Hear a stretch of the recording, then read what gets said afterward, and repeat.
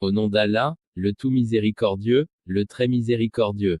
Que la paix et le salut d'Allah soient sur le prophète Muhammad.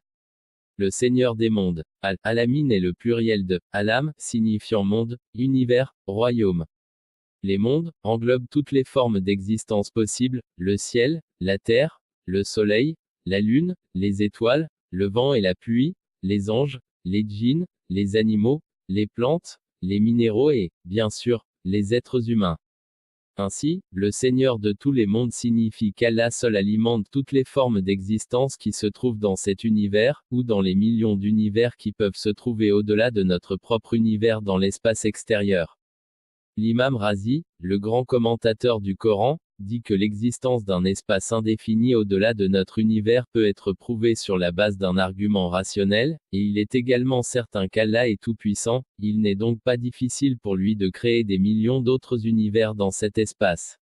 Quant à l'objection selon laquelle aucun homme ou animal ne peut vivre dans l'espace extérieur, en raison du manque d'air qui devrait être compatible avec la constitution physique de l'homme, l'imam Razi répond que les habitants des mondes de l'espace extérieur n'ont pas nécessairement la même constitution physique que celle des habitants de notre monde, laquelle devrait leur rendre l'existence impossible dans l'espace, et suggère que leur composition organique, les exigences de son alimentation et de sa subsistance pourraient être totalement différentes.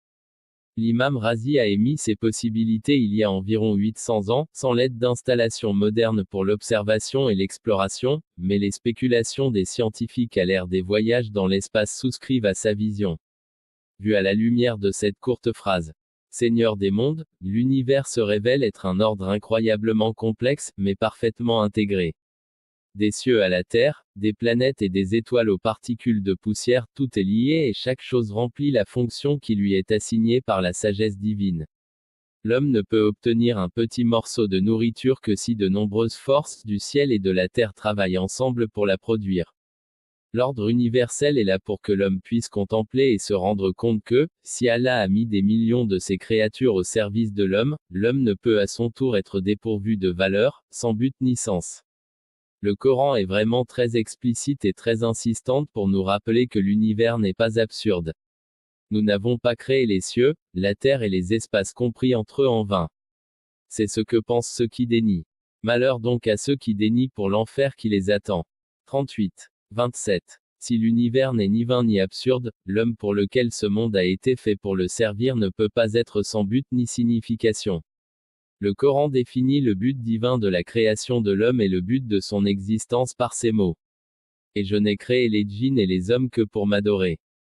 51. 56. Le deuxième verset parle de la qualité divine de la miséricorde, employant deux adjectifs, Rahman et Rahim, qui sont tous deux des termes hyperboliques en arabe qui évoquent respectivement la surabondance et la perfection de la miséricorde divine.